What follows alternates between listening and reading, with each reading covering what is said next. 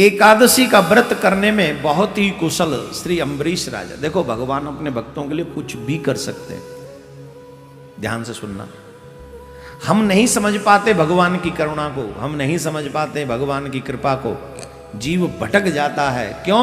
विश्वास नहीं है ना, छोटी छोटी चीजों में ही डगमगा जाता है। लेकिन छोटी छोटी चीजों में डगमगाओ मत, धैर्य रखो। आपको एक बात सुनाते हैं। अम्बरीश राजा एकादशी का व्रत करते बड़े मन से, और वही अम्बरीश राजा एक बार एकादशी का व्रत कर रहे थे। उसी समय जब एकादशी के पारायण का समय आया तो दुर्वासा ऋषि उनके यहां पर आ गए कि हम तुम्हारा आतिथ्य स्वीकार करेंगे, हम तुम्हारे यहां भोजन करेंगे। बोल ठीक। तो राजा के यहां भोजन की तैयारी होने लगी और ये चले गए स्नान करने के लिए। अब इनको स्नान करने में हो गया विलंब, पारायण की अवधि होने लगी समाप्त। तो अगर पर त्रयोदशी लग गई तो गड़बड़ हो जाएगा, पारायण करना ही है तो क्या करें। ब्राह्मणों से पूछा महाराज क्या करें। उन्होंने कहा एक काम करो, वैसे धर्म तो ये नहीं कहता कि अतिथि को छोड़ के तुम पहले भोजन ग्रहण करो, लेकिन समय निकल जाएगा तो पारायण नहीं होगा, इसलिए बढ़िया है भगवान को भोग लगा के चरणामृत तुलसी दल ले लो, बस पारायण भी हो जाएगा और संत अतिथि सेवा भी हो जाएगी।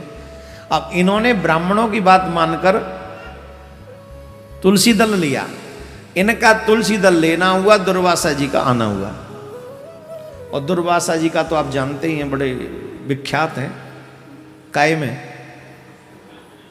सांप देने। जितने भी हमारे पुराण में सांप लगे हैं ना, 80% सरकार के अंदर चले। कम से कम 80% सांप दिए दुर्वासा ऋषि ने, इतने सांप देते हैं। ठीक है, तो उन्होंने देखा अच्छा तुमने हमारा अपमान कर दिया, हमें अपना अतिथि बनाकर भी तुमने हमसे पहले पारायण किया। उनको क्रोध आ गया और उन्होंने महाराज जटा उखाड़ी और उसमें से कृत्या नाम की राक्षसी को प्रकट किया। कृत्या नाम की राक्षसी प्रकट हो गई। कहा जाके मार दो इस राजा को, समाप्त करो इसे जिसने हमारा अपमान किया। अब कृत्या दौड़ी राजा को मारने के लिए। राजा सर झुका के खड़े हो गए। उसी समय भगवान का सुदर्शन प्रकट हुआ, सुदर्शन चक्र। ध्यान से सुनना, जो भगवान की चरण शरण ग्रहण करते हैं, हमने आपसे क्या कहा, उनके जीवन की सुरक्षा करने की सारी जिम्मेदारी भगवान की है। वो भगवान की जिम्मेदारी है उनकी सारी। लेकिन लोगों की समझ में नहीं आता, ये माया समझने देती नहीं, और बार बार जीव फंसता है इसी माया के चक्कर में। दुर्वासा ऋषि खड़े हो गए, सुदर्शन प्रकट हो गए। सुदर्शन ने कहा ठीक है। दुर्वासा ऋषि की बनाई हुई कृत्या को एक क्षण में दुर्वासा ऋषि की कृत्या समाप्त कर दी सुदर्शन चक्र में। बोलो राधे राधे। एक क्षण में। अब सुदर्शन चक्र दुर्वासा ऋषि के पीछे पीछे, दुर्वासा ऋषि के पीछे पीछे दौड़े। दुर्वासा ऋषि आगे आगे सोचे अब मेरे प्राण कैसे बचेंगे। तो सबसे पहले वो ब्रह्मलोक गए। ब्रह्मा जी से कहा मेरी रक्षा करो, मेरी रक्षा करो। ब्रह्मा जी बोले देखो जितना जल्दी हो सके यहां से चले जाओ, हम तुम्हारी रक्षा नहीं कर सकते, बिल्कुल भी नहीं कर सकते, तुम कहीं और जाओ। तो ब्रह्मलोक छोड़कर शिवलोक पहुंचे। शिव जी के पास पहुंचकर कहे हमारी रक्षा करो, हमारी रक्षा करो, हमारी रक्षा करो, हमारी रक्षा करो। तो जब कैलाश पर्वत पे दुर्वासा ऋषि पहुंचे, तो कैलाश पर्वत पे जब पहुंचे तो बाबा भोलेनाथ ने कहा कि किससे रक्षा करें तुम्हारी। बोले हमारी रक्षा करो इससे, सुदर्शन चक्र से। बोले भगवान के चक्र से। बोले हाँ। बोले हम आपकी इस रक्षा नहीं कर सकते, सुदर्शन चक्र से आप जाओ। नारद जी ने कहा भाई देखो जिसका चक्र है उसी के पास जाओ। जिसका चक्र है उसी के पास जाओ। तो नारायण भगवान के पास क्षीर सागर में पहुंचे। नारायण भगवान खड़े हो गए शेषैया से, दुर्वासा ऋषि का स्वागत किया। आओ आओ महाराज पधारो। बोले महाराज ठीक है, पर हमारी रक्षा करो। कैसे? बोले सुदर्शन चक्र से। बोले हम आपकी रक्षा नहीं कर सकते। महाराज आप हमारी रक्षा नहीं कर सकते? बोले नहीं, हम आपकी रक्षा नहीं कर सकते। क्यों?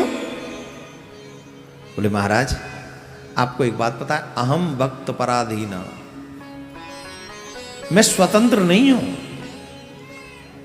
मैं अपने भक्तों के अधीन हूं। लोग चाहे मुझे स्वतंत्र समझें, मैं अपने भक्तों के अधीन हूं, मैं स्वतंत्र नहीं हूं। मैं वही करता हूं जो मेरे भक्त चाहते। जो मेरे भक्त का अपराध करता है मैं उसे क्षमा नहीं कर सकता। ध्यान दें, यहां पर एक बात सोचने वाली है। सामने कौन है? दुर्वासा ऋषि। कौन है? दुर्वासा ऋषि। अपराध किसका किया है? राजा का।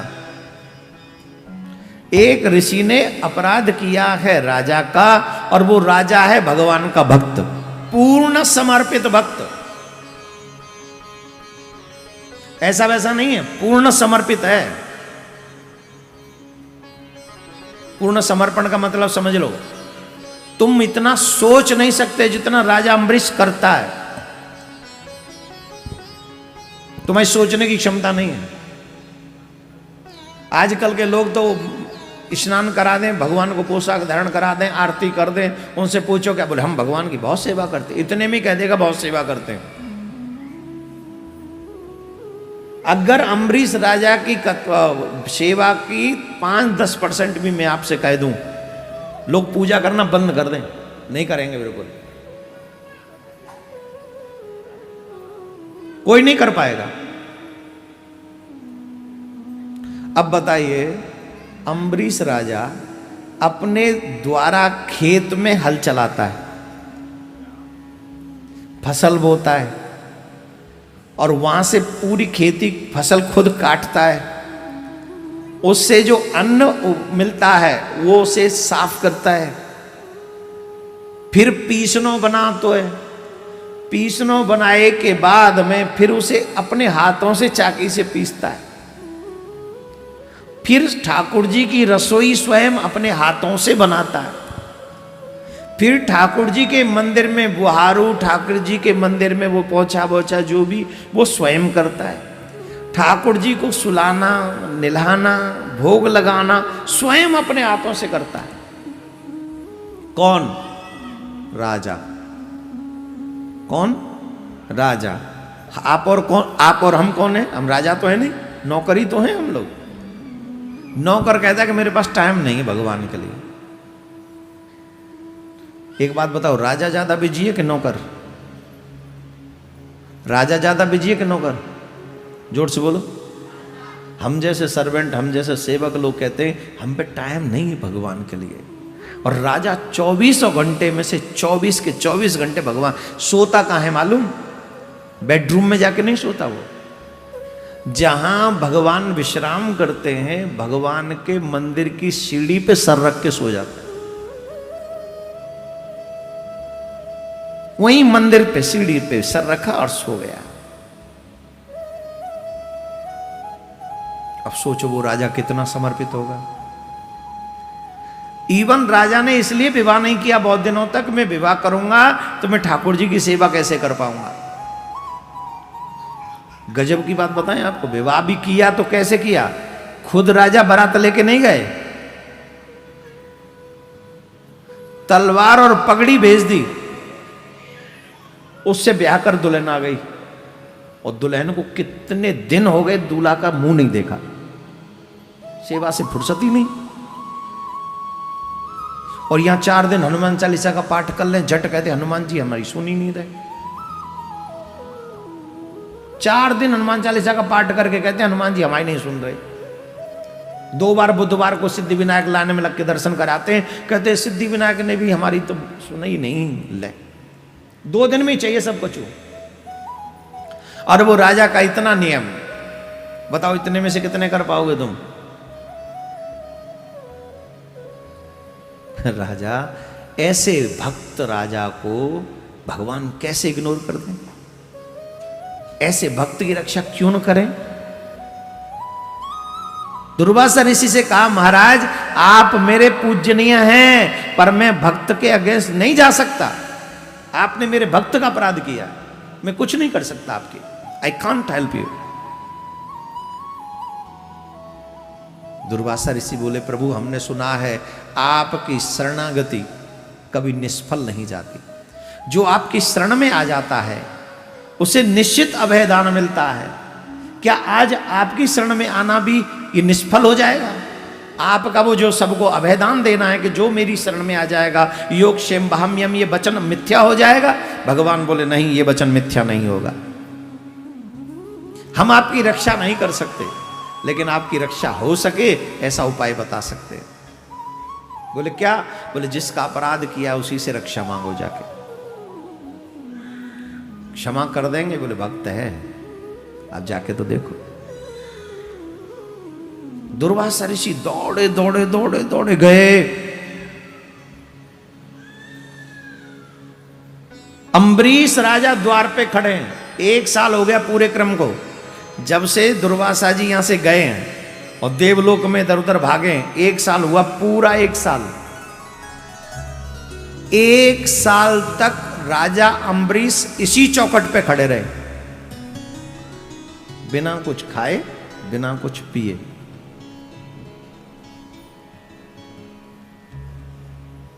एक साल तक खड़े रहे और दुर्वासा ऋषि दौड़कर चरणों में गिरने लगे, राजा बचा, राजा बचा।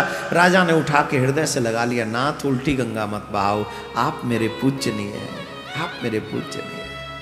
राजा मुझे बचा ले। ये देख, बाद में बात करियो, तू सेवा स्वामी सेवा की सब बाद में बात करेंगे, पहले ये सुदर्शन से बचा ले, मुझे जला देगा। दुर्वासा ऋषि के वाक्य सुनकर अम्बरीश राजा कहते हैं, हे सुदर्शन, अगर मैंने एक क्षण भी सच्चे मन से नारायण की सेवा की हो, एक क्षण भी सच्चे मन से अगर मैंने नारायण की सेवा की हो, तो आप शांत हो जाओ, आप शांत हो जाओ। दुर्वासा ऋषि को अभयदान दे दो। राजा का यह कहना था कि उसी समय सुदर्शन शांत हो गए। एक क्षण नहीं हुआ, एक क्षण में शांत। जो सुदर्शन शांत नहीं हुए ब्रह्मलोक में, जो सुदर्शन शांत नहीं हुए शिवलोक में, जो सुदर्शन शांत नहीं हुए क्षीर सागर में, वो सुदर्शन शांत हो गए भक्त के सानिध्य में आकर।